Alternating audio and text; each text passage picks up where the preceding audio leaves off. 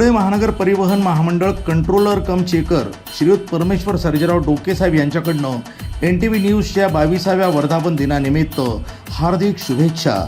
शुभेच्छुक आणि हितचिंतक श्रीयुत परमेश्वरराव सर्जेराव डोके साहेब हे प्रवाशांना वेळोवेळी मोलाचं मार्गदर्शन आणि मदत करणारे, यामध्ये त्यांचा खारीचा वाटा असतो.